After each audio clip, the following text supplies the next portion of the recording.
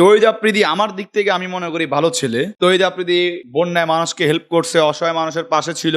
এখন হয়তো একটু ভুলের কারণে সে জেলখানায় গেছে, আর এর পেছনে সবাই মনে করেন ষড়যন্ত্র করে ওই জিনিসটাকে আরো মোটা করতেছে, গাঢ় করতেছে। এটা বেশি হয় আমাদের বাংলাদেশের লোকে, কারণ বাংলাদেশের বাঙালি আমরা অর্থলোভী বেশি। অনেককে নিয়ে মারছে, হুমকি ধমকি দিছে। তো এগুলো যে করছে এটার প্রমাণ কি? এখন আমি বললাম ঢাকা শহরে আমার 17 তলা বিল্ডিং আছে, তার প্রমাণ কি, ডকুমেন্ট কি? যখন উনি জেলের বাইরে ছিল, মাই টিভির মালিক ছিল, বিলাসিতাভাবে চলছে, তখন তো তার সামনে কেউ কথা বলেনি।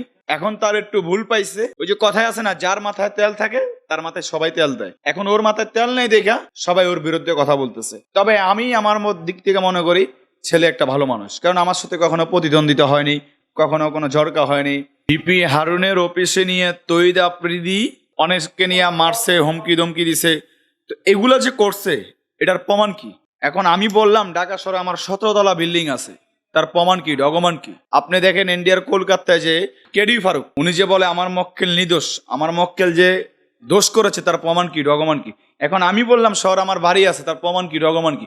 তহিদ আফ্রিদিতে ডিপি অফিসে লোকজনকে নিয়ে মাহিরদর করছে, অসম্মানী করছে, গালাগালি করছে, তার প্রমাণ কি? কোনো ভিডিও পরিচয় দেখাইতে পারছে? কোনো লোক বলতে পারছে যে হ্যাঁ আমাকে ডিপি অফিসে না মারছে? এরকম প্রমাণ তো দেখাতে পারেনি। হয়তো পিছন থেকে সবাই ওর বিরুদ্ধে কথা বলতেছে। তাই হোক কাইল হোক, সে বাংলাদেশের ছেলে, ভালো মানুষের মানুষ, সে জেল থেকে বেরিব।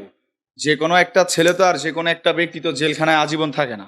তহিদ আফ্রিদির যে বন্ধুটা ছেলে মুটকুটা ছিল, হয়তো তহিদ আফ্রিদি এখন জেলখানায় দেখা সে তার বদনাম গাইতেছে, গুজব ছড়াইতেছে। হয়তো সে একসময় তহিদ আফ্রিদির সাথে ঘুমাইছে, খাইছে, লইছে, ভালো বন্ধুত্ব ছিল, টাকা নিছে। এখন তহিদ আফ্রিদি জেলখানায় দেখে তার বদনাম গাইতেছে। তো এটা ঠিক না আমি মনে করি। বন্ধু হ্যাঁ যদি বন্ধুর নামে বদনামে গায়ে ফেলায়, তাহলে হয় কিসের বন্ধু? আপনি আমার বন্ধু মাসুম ভাই, আপনার সাথে ভালো রিলেশন দেখে আমি যোগাযোগ করি, ফোনে কথা বলি। এখন আপনি বন্ধু হয়ে যদি বন্ধুর গায়ে হাতে দেন, তাহলে আপনি কিসের বন্ধু? বন্ধুত্ব কেমন হওয়া উচিত? ওই বন্ধু প্রয়োজন যেই বন্ধু যত ঝড় তুফান থাকুক, বৃষ্টি থাকুক, বা আমি বিপদে পড়ছি, রাত 2টা বাজে আমি ফোন দিছি, সে দূরে আসছে, ওইটা হইলো বন্ধু। আর এমনি যেগুলা বন্ধু যে টাকার লেগা ঘুরে বা হুন্ডাটা চাইলো, প্রাইভেট কারটা চাইলো, এটি তো ক্ষণিকের জন্য।